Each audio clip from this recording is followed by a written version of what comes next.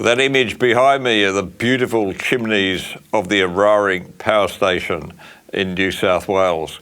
Coal has long been a cornerstone of our industrial progress, powering innovation, prosperity and convenience since the Industrial Revolution. But woe betide you if you dare make that obvious point at a North Sydney dinner party.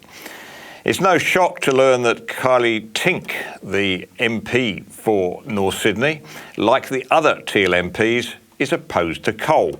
The Teals are masters of dinner party politics, confirming the prejudices of the chattering classes, even when they're obviously wrong.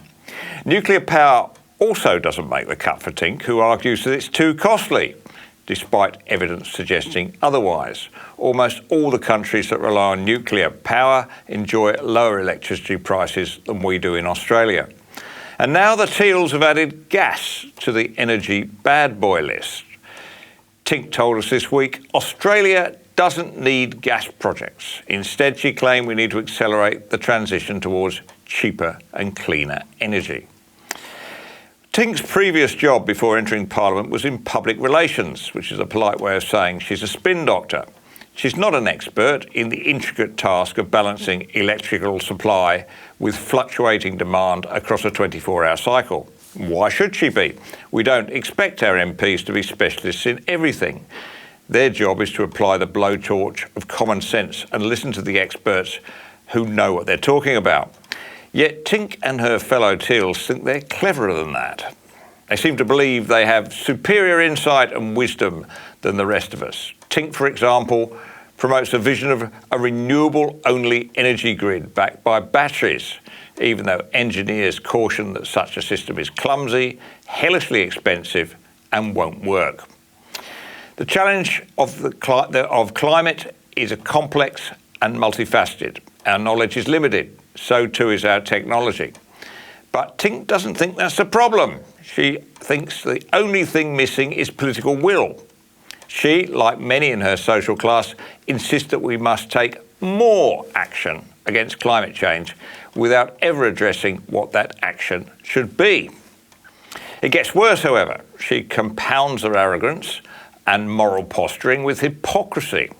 Tink's $1.3 million election campaign received substantial funding from Climate 200, an organisation led by people with investments in wind, solar and batteries. Her financial backers would likely oppose the introduction of nuclear power, which would threaten the value of their investments. They know that if the nuclear moratorium was lifted, nuclear would eat their lunch. So this blend of ignorance, self-righteousness and hypocrisy seems to define the Teals, who, despite claiming independence, strangely share near identical opinions on climate change, energy, transgender rights, immigration and every other issue they ever speak about. Other Teal MPs like Zali Steggall, Helen Haynes, Kate Cheney, Zoe Daniel and Monique Ryan also support the ban on new gas projects. To her credit, Allegra Spender, the MP for Wentworth, acknowledges that gas has a role to play in stabilising renewable energy. But even Spender insists that the government should help households to transition from solar, which she says is cheaper. Which raises the question, if solar really is cheaper, why would the government need to provide assistance? The reality is that the East Coast states are experiencing a gas shortage, driving up electricity prices and threatening supply. Recent modelling by the APA group shows that these states face prolonged gas shortages.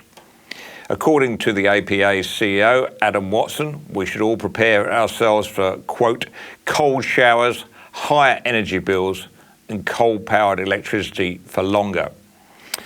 As the Teals gear up for the possibility of becoming the kingmakers in a hung parliament, their campaign coffers are likely to be overflowing. It's a concerning thought, the influence that these moralising figures might wield over a weak Labor government and what that would mean for our electricity bills. But for the renewable energy investors who support the Teals, that might turn out to be their smartest move yet.